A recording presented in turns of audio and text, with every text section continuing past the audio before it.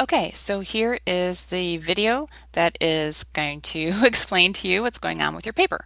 Um, First and foremost, I will look at your formatting, especially the APA formatting, and I can tell you right now that when you click in your header, you're going to see that you have the wrong font.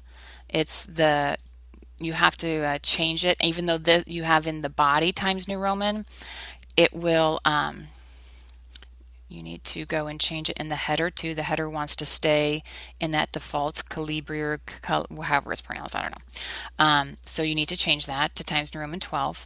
And what you can do is once this is changed to Times New Roman 12 and you have this, actually if you hit Control A for everything, make sure everything is in Times New Roman 12, then you can go here and click this box and under font, put Times New Roman and then 12, and then put set as default. This document only or all documents based on the normal template. Click all documents based on the normal template and hit OK, and then everything you do from here on in should automatically come up that way. The other thing I want to look at is your spacing. I think the spacing is off. So what, again, you're going to want to do is go to paragraph, and you see if you've got this 8 point afterwards, this should be 0, 0. Hit, before you hit OK, hit again, set as default, this document only, no, all documents based on the normal template. Now that spacing between the paragraphs is correct because you don't want any extra spacing. Something else that can help is if you, so right here, put insert page break, and then it always will start at the top of a page. You can do the same thing for your references page. The other thing that's missing is you do not have your page number on the second page, and it looks like you're tabbed down. See, you're kind of down a little bit there. And it's not running header, it's just running head. Sorry, fix that too. And the H needs to be small, so it should look like that. And make sure that it's back as far as it can go. All right, so that's good. I know I'm going through it kind of fast, but you can watch this again. And then here, unfortunately, you're missing your page number, and that's kind of a pain. So you want to kind of highlight that and hit copy because you're going to need it in a second. So you go to Insert, Page Number, Top of Page, Plain Number. And I know that seeing that just made what you just had disappear, but that's why I hit copy. Then I hit Control V and I paste it, and tab twice, and you're good to go. And now you have everything here. It's going to be correct on every page. Let's see, I would keep all that together instead of on two different lines. But this is correct that your title would not be in bold. But your level 1 headings need to be in bold. So you need to go back, and I'm not sure why you have a, is this supposed to be the beginning of a new paragraph? I'm not sure. Let's see. And increase freedom to earn income as they and the recipient return to employment. The medical facility. Okay, no, I think that's supposed to be all one paragraph, so I think there just ended up being a spacing issue. Establishing ethos, again, that needs to be in bold. Establishing pathos, bold. Let's see. Establishing logo, same thing, bold.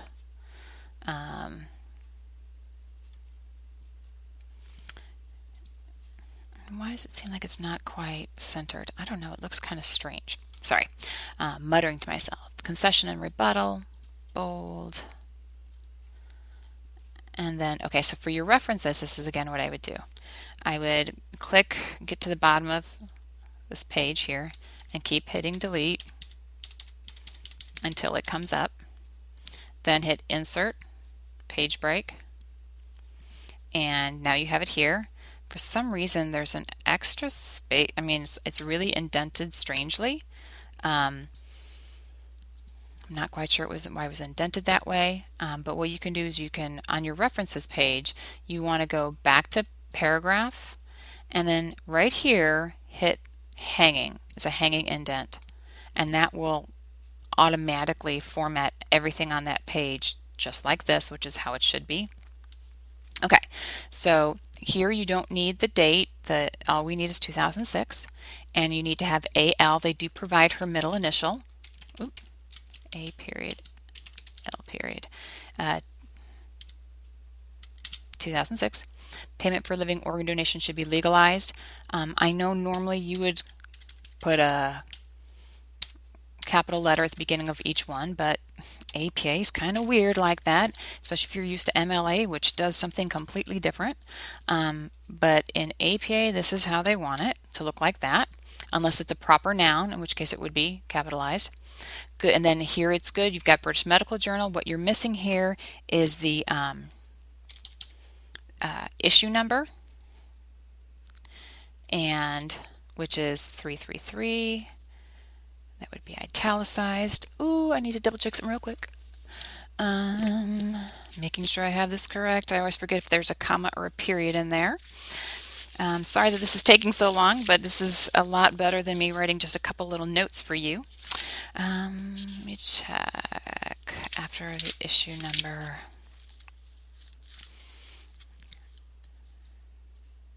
Okay, it is comma. Good.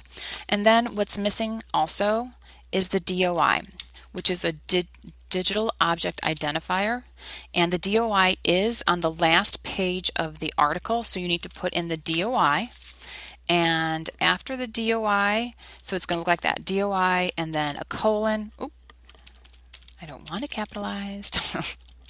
Colon, and then there isn't even a space, and then you start, well, you know, whatever the numbers of the DOI happen to be. I don't have the article in front of me. I can't put it on here for you. But this is how your reference should look. In fact, you know what? I'm going to go ahead and I'm going to save this and I'm going to send it to you because I made a lot of changes and maybe it'd be easier if you have my changes. Okay, so that's just the formatting. Now let's take a look at the content, which I'm sure is probably pretty good. I'm going to sort of just read it over as I'm talking to you. The controversy regarding financial incentives for living ordination has been a long and arduous debate. The rate of potential organ recipients rise, but Emil Friedman, associate professor of transplant surgery, is a passionate proponent for financial. In her article 2006, published in her article, and then give the title in her article, and here it would be. Oh no, wait, sorry. See, even I want to do that.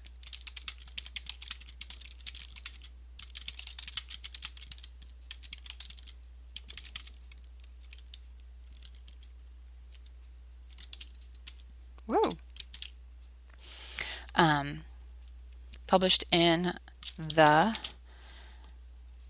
British Medical Journal, and make sure that, get my cursor back here, anytime you have British Medical Journal, it needs to be italicized.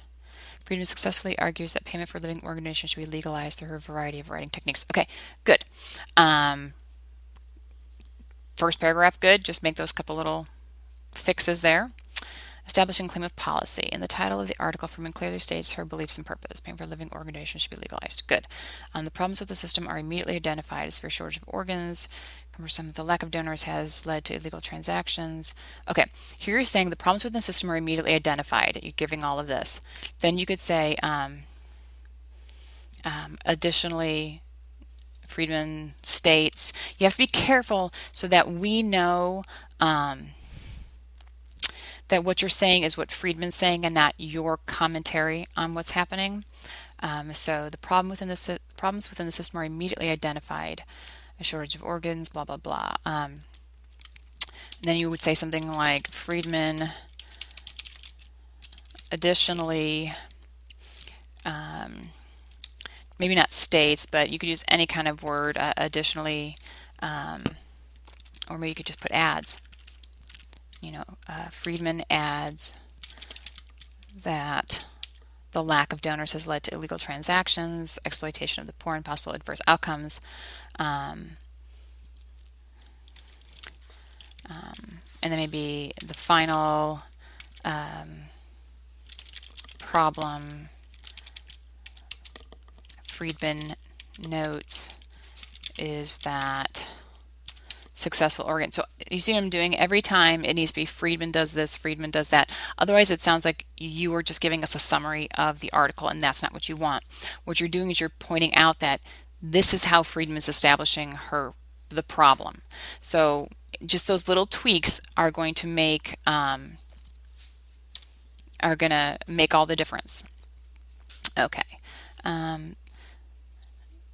So let's see. In contrast, Freeman states the living donors are derived. Okay, so now what you need to do is you need to, and so this would be a comment that I would put on your paper. You need to, explain how this convinces her audience that the problem exists. You can't just say that she presents the problem. You need to say that she's convincing them. How does this convince her audience that the problem exists? Okay, then the next section, Freeman's solution proposes legalized donor incentives, which allow it to protect donors. The system would provide, representatives from transplant centers. Again, make sure we know that this is what Freeman is talking about. But so instead of just Freeman's solution proposes legalized donor incentives, this again sounds like you're summarizing. So you need to say, you need to be commenting on how she's doing it. So it would be something more along the lines of Friedman, let me put this in another color so you know it's mine, persuades her audience that her solution is ethical and viable, or something like that. Or next, or something like after she establishes the problem, comma, Freeman persuades her audience that her solution is ethical and viable. Then you need to talk about how she goes about doing this. Now, this is what her solution is, but how does she present it? How does that convince her audience that it's going to work? I know at this point you're probably thinking, oh my God, I got this all wrong. You have not gotten it all wrong. What I've been telling people is that most students are exactly in the same situation you were in, where you're giving maybe too much summary, not enough analysis. It's just a matter of how you present that information is whether or not it's summary or you're talking about how she's presenting it. So it's just some little tweaks, and then that additional piece of how does that help persuade her audience is what is missing on 75 to 80% of the papers of the drafts I'm looking at. And that's normal, because this is a type of paper that most people are not used to writing. So don't feel bad. This is pretty typical. The good thing is that your writing is incredibly clear. You totally understand what's going on. You write so well, it's so easy to read. It's just now a matter of making sure that you're doing all the things that you need to do to fulfill the assignment. So let's take a look at ethos. To strengthen her argument, Friedman effectively utilizes ethos, pathos, and logos in her article. Ethos is immediately established by the strategic placement of Friedman's medical credentials at the top of the article. She is identified, I would say she identifies herself as, and multiple reputable sources are referenced throughout the article, which assist in establishing credibility. Okay, blah, blah, blah, blah. Affiliates to a high-ranked medical institution and establishes her expertise in transplantation. And I would say, let's focus here on who her audience is. When establishing her ethos, mentioned that her audience is the medical community. Obviously, it was published in the British Medical Journal. So the medical community is her audience. It's really important that she gives all this information so that they know that she has expertise in this specialty, right, in this specific area. So her credentials would help them to trust her, right? To show that not only does she establish herself as an expert, but how does that help her audience trust her, that what she's saying is true and accurate? Next, you say multiple reputable sources are referenced throughout the article. Friedman lists 19 references dating from, both ensuring a variety of authors and support for her main points. What is that? How does that, again, I'd be asking those questions. How does that help convince her audience to trust her? What does that do for her audience? Make sure that focus always falls back to that. How does it convince her audience? Honestly, you could take this section there and this section there and this section there, And each one of those different colors could be its very own paragraph once you fully develop it and talk about where the placement is. Why is it important that you say it's the strategic placement at the top left of the article? Why is that strategic? Well, we both know why. You're just not giving the full explanation. It's because that's the first thing they're going to read before they read the first paragraph. And so before they ever start reading, they identify her as an expert, and that trust is established, right? And so all of those little things need to be in there. You need to make sure that you're very thorough in explaining everything. I know some people think, but that's not concise writing. That is concise writing. Not concise writing is repetition, needless repetition, the use of like 10 words when you could use 2 to say the same thing. That's, concise writing.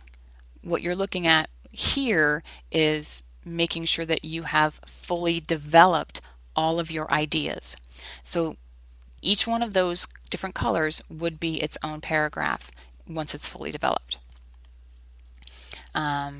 I'm going to say probably the same thing is going to go for the rest of the paper. Most people have the same. I see that's the same pattern. Let's see. The readers who know well the value of a fully functioning organ will be quick to respond with humanitarian indignation and sympathy. Good. So now here you're telling me, at least with pathos, you're telling me how they're responding. So that's excellent, and that's what you need to be doing for every one of your elements. Friedman follows this rise of emotions with discussion of the tangible benefits to everyone except the donor, which further triggers guilt in the reader and the desire to fix the problem. See, you've got it. So like with this one, with pathos, you don't need to fix anything. That's perfect. At the end of the article, Friedman refers back to it is make sure you cite this. It's a direct quote. Okay, so you need a citation. Again, here, what price a kidney, tell me what page it's on. So give me these parenthetical citations. This is a plea to her audience that they need to be responsive not only because they themselves are fair and ethical, but because they are genuine. I would not put hold on just a second. I'm going to pause this if I can get my cursor. Okay, sorry, I had to pause for a minute. I had someone come into my office. So here it says, this is a plea to her audience that they need to be responsive not only because they themselves are fair and ethical, but because they are genuine. Be careful with exclamation points because then you're yelling at your audience. Even if it's for a happy thing, you still want to avoid those at all costs. Let's see, this is a plea to her audience that they need to be responsive not only. Okay, good. I think you really hit the nail on the head with the pathos section. So let's take a quick look at logos. Friedman also uses logos that could effectively argue a point. In paragraph 2, she lays her groundwork. Anything that's 9 or under, that's a single digit, you would actually write out the word. And maybe instead of saying in paragraph 2, maybe you could just say in the second paragraph. That would it would sound a little better because she didn't really number the paragraph, so we wouldn't necessarily call it paragraph 2. Anyway, that's just a little picky thing. Go to the if-then statement. At the end of page 1 is not page 1, it's page 7, whatever, 400 and like 746 or something. So you could say at the end of the first page, Friedman's state of her article, something like that. States that donors are given the brand. This in itself. On the next page, the article Friedman discusses words for these other for that audience. Okay. This if-then statement and all that information needs to be its own paragraph. Once you start talking about the comparisons to how to what is already ethically and legally accepted as far as being paid for these bodily donations, that needs to start new paragraphs. Basically, that whole section, that whole column, there's 4 paragraphs in there. Each one of those paragraphs can merit an entire paragraph in your paper.